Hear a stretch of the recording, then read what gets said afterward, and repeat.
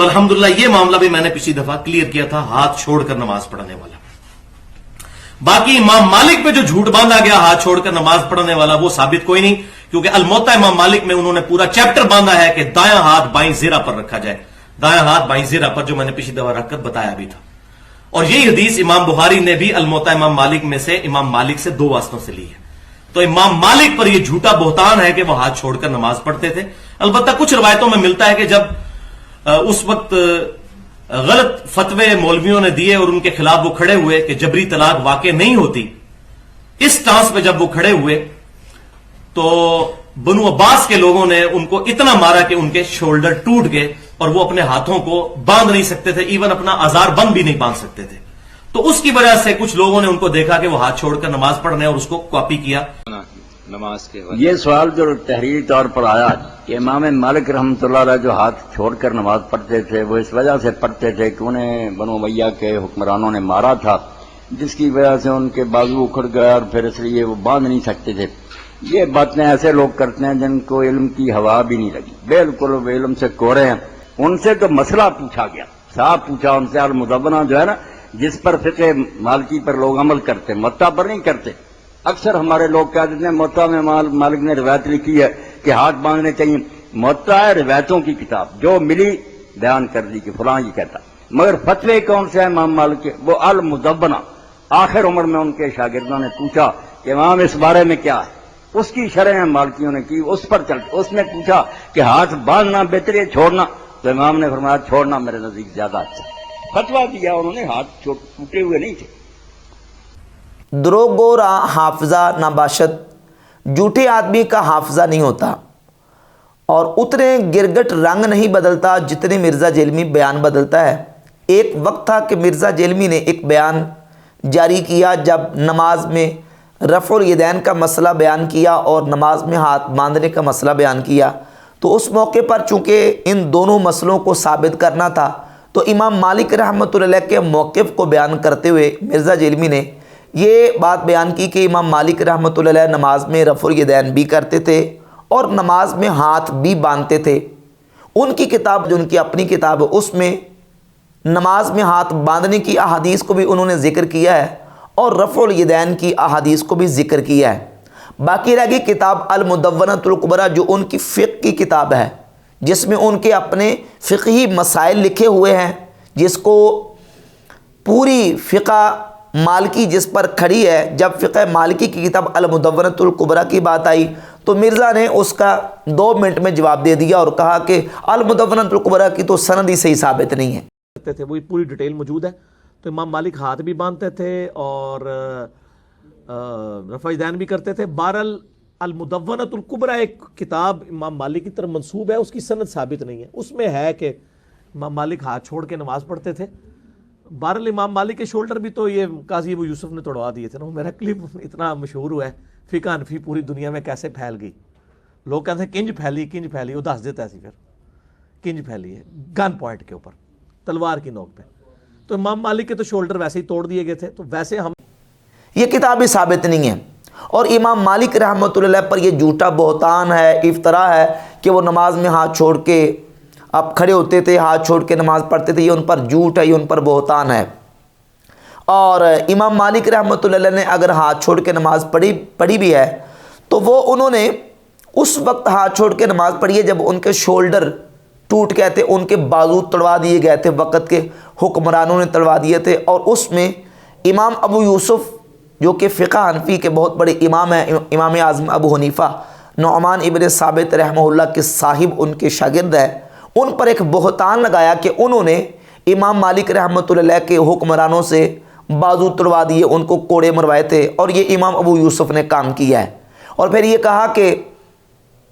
میں نے بتا دیا ہے کہ یہ فقہ حنفی کیوں پھیلی ہے، کہتے ہیں یہ فقہ حنفی کیوں پھیلی ہے، تو میں نے بتا دیا ہے، اس میں حقیقت واضح کر دی ہے کہ فقہ حنفی کیوں پھیلی ہے۔ فقہ حنفی جو ہے وہ ڈنڈے کے زور پر پھیلی ہے، گن پوائنٹ پہ پھیلی ہے۔ یہ پرانا بیان تھا مرزا جیلمی کا۔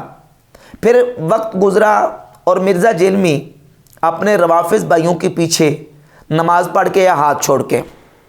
جب ہاتھ چھوڑ کے نماز پڑھ کے آئے تو اب چونکہ ہاتھ چھوڑ کے نماز پڑھی ہے، اب اس مسئلے کو ثابت کرنا تھا کہ ہاتھ چھوڑ کے نماز پڑھنا افضل ہے، بہتر ہے۔ تو اب امام مالک رحمۃ اللہ کی فقہ کی طرف اس نے رجوع کیا فوراً، اور کہا ہے جی کہ فقہ مالکی میں بھی امام مالک رحمۃ اللہ کا موقف لکھا ہوا ہے کہ وہ نماز ہاتھ چھوڑ کے پڑھتے تھے۔ اور کس کتاب میں لکھا ہے؟ وہ یہ کتاب ہے المدونۃ الکبریٰ، جس کتاب کو مرزا یہ کہتا ہے کہ یہ کتاب سند صحیح کے ساتھ ثابت نہیں ہے، اور امام مالک پر یہ بہتان ہے کہ وہ ہاتھ چھوڑ کے نماز پڑھتے تھے، یہ جھوٹ ان پر گڑا گیا ہے۔ امام مالک رحمہ اللہ جن کی زندگی پوری مدینہ شریف گزری ہے، کئی تابعین کی انہوں نے صحبت کی ہے، ان کی جو فقہ کی بنیادی کتاب ہے المدونۃ الکبریٰ، مالکیوں کی بنیادی فقہ کی کتاب کون سی ہے؟ المدونۃ الکبریٰ۔ اس کے اوپر پوری فقہ مالکی بیس ہے، اس میں ڈائریکٹ امام مالک سے سوال پوچھے گئے، انہوں نے جواب دیے ہمیں، ٹھیک ہے۔ المدونۃ الکبریٰ میں امام مالک سے پوچھا گیا، سر یہ میری طرف متوجہ رہنا ہے، بڑی میٹھی میٹھی باتیں ہیں، ان سے پوچھا گیا کہ آپ نماز میں ہاتھ باندھنے کے بارے میں کیا کہتے ہیں؟ تو امام مالک نے فرمایا کہ نماز میں، فرض نماز میں ہاتھ باندھنے کی کوئی دلیل میرے علم میں نہیں ہے، نماز تو ہاتھ چھوڑ کے پڑھنی چاہیے، یہ امام مالک کہہ رہے ہیں المدونۃ الکبریٰ میں، ٹھیک ہے۔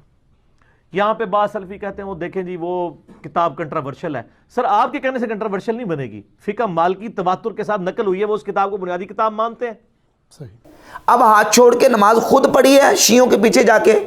تو اب اپنے اس مسئلے کو ڈیفینڈ کرنے کے لیے المدونۃ الکبریٰ کا سہارا لے رہا ہے، اور کہہ رہا ہے کہ تواتر کے ساتھ امام مالک رحمۃ اللہ کی جو فقہ ہے وہ چلی آ رہی ہے، اور جو مالکی ہیں وہ اس کتاب کو مانتے ہیں، اس کو فالو کرتے ہیں، لہذا اس میں لکھا ہوا ہے کہ امام مالک رحمۃ اللہ ہاتھ چھوڑ کے نماز پڑھتے تھے۔ کل تک یہ کتاب سند صحیح کے ساتھ ثابت نہیں تھی، لیکن جب اپنا موقف ثابت کرنا تھا، اپنے مسئلے کو اور اپنے عمل کو ثابت کرنا تھا، تو امام مالک رحمۃ اللہ کی المدونۃ الکبریٰ یاد آ گئی، اور المدونۃ الکبریٰ کو کہتے ہیں کہ فقہ مالکی جو ہے وہ تواتر سے چلی آ رہی ہے، اور فقہ مالکی کے لوگ جو ہیں وہ المدونۃ الکبریٰ کو معتبر اور مستند کتاب مانتے ہیں۔ یہ بات حقیقت ہے کہ جو امام مالک رحمۃ اللہ کے مقلدین ہیں وہ المدونۃ الکبریٰ کو فقہ مالکی کی بنیادی کتاب مانتے ہیں، اور حقیقت ہے یہ کہ یہ فقہ مالکی کی بنیادی کتاب ہے، لیکن اس المدونۃ الکبریٰ کے اندر جب رفع الیدین کا مسئلہ آتا ہے، رفع الیدین کے مسئلے کی بات آتی ہے، تو مرزا جو ہے وہ بیان دیتا ہے کہ یہ کتاب ثابت نہیں ہے۔ امام مالک رحمۃ اللہ علیہ نے رفع الیدین کا مسئلہ بیان کرتے ہوئے اسی کتاب المدونۃ الکبریٰ کے اندر آپ کا بیان موجود ہے، پہلی جلد کے صفحہ نمبر 118 پہ فرماتے ہیں وقال مالک لا اعرف رفع الیدین فی شیء من تکبیر الصلاۃ لا فی خفض ولا فی رفع الا فی افتتاح الصلاۃ۔ امام مالک فرماتے ہیں نماز کے شروع کے علاوہ نہ نیچے جاتے ہوئے جھکتے وقت نہ اٹھتے وقت سوائے نماز شروع کرنے کے رفع الیدین کو میں جانتا ہی نہیں ہوں، صرف نماز کے شروع میں رفع الیدین کو میں جانتا ہوں، باقی رکوع جاتے رکوع سے اٹھتے وقت رفع الیدین کرنا ہے اس کو میں جانتا ہی نہیں ہوں۔ وَكَانَ رَفْعُ الْيَدَيْنِ عِنْدَ مَالِكٍ ضَعِيفًا إِلَّا فِي تَكْبِيرَةِ الْإِحْرَامِ، اور امام مالک رحمۃ اللہ کے نزدیک رفع الیدین کرنا سوائے تکبیر تحریمہ کے باقی مقامات پہ رفع الیدین کرنا ضعیف ہے۔ یہ امام مالک کا موقف المدونۃ الکبریٰ جو کہ فقہ مالکی کی بنیادی کتاب ہے اور جس کو ممالکہ مانتے ہیں، اس کتاب کے اندر امام مالک رحمۃ اللہ کا موقف لکھا ہوا، اور اسی کتاب کے اندر سیدنا عبداللہ ابن مسعود رضی اللہ تعالیٰ کی حدیث صفحہ نمبر 119 پر اور صفحہ نمبر 120 پر مولا علی رضی اللہ تعالیٰ عنہ کا اثر موجود ہے کہ نماز کے شروع کے علاوہ باقی مقام پہ رفع الیدین نہیں ہے۔ اب جب رفع الیدین کی بات آتی ہے تو کہتا ہے یہ کتاب ثابت نہیں ہے، اور جب ہاتھ چھوڑ کے نماز پڑھنے کی بات آتی ہے تو پھر کہتا ہے کہ یہ بنیادی کتاب ہے۔ یہ ہے مرزا جیلمی کا علمی کتابی نام نہاد ہونا کہ لوگوں کو یہ آنکھوں میں دھول چونکتا کہ میں علمی کتابی ہوں، میں کتابوں کے ریفرنس دیتا ہوں اور حوالے سے بات کرتا ہوں، اور اس کے اندر اس کے اتنے تضادات اور اتنے متضاد بیانات مرزا جیلمی کے موجود ہیں کہ اتنے گرگٹ رنگ نہیں بدلتا جتنے مرزا جیلمی بیان بدلتا ہے۔ باقی رہ گئی فقہ حنفی کے حوالے سے مرزا جیلمی نے جو سٹیٹمنٹ دی ہے کہ فقہ حنفی دنیا میں پھیلی ہے تو گن پوائنٹ کی بنیاد پہ اور ڈنڈے کے زور پر پھیلی ہے، یہ مرزا جیلمی کا فقہ حنفی کے اوپر بہت بڑا بہتان ہے، افتراء ہے۔ بحمد تعالیٰ فقہ حنفی دنیا میں اپنی خوبیوں اور اپنے محاسن کی وجہ سے پھیلی ہے، اپنی خصوصیات کی وجہ سے پھیلی ہے۔ لوگوں نے فقہ حنفی کے اندر جو خصوصیات دیکھی वक्त के हुक्मरानों ने और आम मुसलमानों ने फ़िक़्ह हनफ़ी की खुसूसियात और इसके महासिन की बुनियाद पे फ़िक़्ह हनफ़ी को कबूल किया है और फ़िक़्ह हनफ़ी की जो ना वो पैरवी की है। जिस तरह इस्लाम के मुखालिफिन और इस्लाम के दुश्मनों का ये इफ्तरा बिल्कुल नाकाबिल मसमू है कि जो ये कहते हैं कि इस्लाम तलवार के ज़ोर पर फैला है और इस्लाम की जो अज़मत है, इस्लाम की जो खुसूसियात है, उनका इनकार करने के लिए इस तरह के इफ्तरात इस्लाम मुखालिफ लोग इस्लाम के ऊपर लगाते रहते हैं कि इस्लाम जो है वो तलवार के ज़ोर पे, डंडे के ज़ोर पे मुसलमानों ने फैलाया है, इसके अंदर अपनी कोई खूबी और अपनी कोई इसके अंदर हुस्न मौजूद नहीं है। जिस तरह उनका ये दावा बातिल है, इस तरह मिर्ज़ा जलमी का भी ये दावा बातिल है कि फ़िक़्ह हनफ़ी डंडे के ज़ोर पर फैली है। बेहम्द तआला फ़िक़्ह हनफ़ी अपने खूबियों और अपने महासिन की बुनियाद पर फैली है। इस पर मैंने एक मुकम्मल बयान भी रिकॉर्ड करवा के अपने चैनल के ऊपर अपलोड किया हुआ है कि फ़िक़्ह हनफ़ी दुनिया में क्यों फैली, वो खूबियाँ क्या हैं और महासिन क्या है। बेहम्द तआला वो हमने डिटेल के साथ उस पर गुफ्तगू की है। और मिर्ज़ा जलमी का काजी अबू यूसुफ रहमतुल्लाह के ऊपर जो इफ्तरा है ये भी बिल्कुल सरी झूठ और किज़ब बयानी है। इमाम मालिक रहमतुल्लाह को जिस वक़्त कोड़े मारे गए हुक्मरानों की तरफ से, काजी अबू यूसुफ रहमतुल्लाह उस वक्त हुक्मरान, उस वक़्त काजी बने ही नहीं थे, ये तो काजी बने बाद में जाके, और इमाम मालिक रहमतुल्लाह को कोड़े लगे हैं पहले। और मिर्ज़ा जलमी जो है ना वो सारा ब्लेम लगा रहा है हज़रत काजी अबू यूसुफ रहमतुल्लाह जो कि इमाम आज़म अबू हनीफा रहमतुल्लाह के शागिर्द और साहिब है, उनके ऊपर ये भी मिर्ज़ा जलमी का एक बहुत बड़ा बहतान है। बाकी मिर्ज़ा जलमी के बाबा और मिर्ज़ा जलमी के शेखुल इस्लाम मौलवी इसहाक फैसलाबादी, जिनको मिर्ज़ा जलमी शेखुल इस्लाम भी कहता है और जिनको मिर्ज़ा जलमी ने वक्त का इमाम हुसैन भी करार दिया है, मिर्ज़ा जलमी की खूब खबर ली है बाबे इसहाक फैसलाबादी ने, और ये कहा कि जो ये कहता है कि इमाम मालिक रहमतुल्लाह को कोड़े लगे थे और कोड़े लगने की वजह से उनके बाजू टूट गए और वो हाथ छोड़ के इसलिए नमाज़ पढ़ते थे, उसको इल्म की हवा ही नहीं लगी। बकौले मौलवी इसहाक फैसलाबादी मिर्ज़ा जलमी को इल्म की हवा नहीं लगी, क्योंकि ये स्टेटमेंट मिर्ज़ा जलमी ने खुद दी है कि इमाम मालिक रहमतुल्लाह इसलिए हाथ छोड़ के नमाज़ पढ़ते थे कि उनको कोड़े लगे थे और उनके बाजू शोल्डर टूट गए थे, इसलिए वो हाथ छोड़ के नमाज़ पढ़ते थे। और इस बात की वजाहत भी ज़रूरी है कि मुहद्दिसीन और आइमा की जो किताबें हैं उन किताबों की मुख्तलिफ़ कैटेगरियाँ हैं, तबक़ात और दर्जात हैं। बाज़ कुतुब वो हैं जो सिर्फ़ रिवायत की किताबें हैं और बाज़ वो हैं कि जिन किताबों के अंदर आइमा दीन के फतावाजात, उनके मौक़िफ़ और उनकी आरा का ज़िक्र किया गया है। ज़रूरी नहीं कि एक मुहद्दिस ने अपनी किताब के अंदर एक हदीस ज़िक्र कर दी तो वो हदीस उस मुहद्दिस का मज़हब भी हो, उसका मौक़िफ़ भी हो, ये ज़रूरी नहीं है। इमाम मालिक रहमतुल्लाह की किताब अल मुअत्ता जो है, ये इमाम मालिक ने हदीस की किताब तरतीब दी है जिसमें उन्होंने अहादीस और रिवायात को जमा किया है।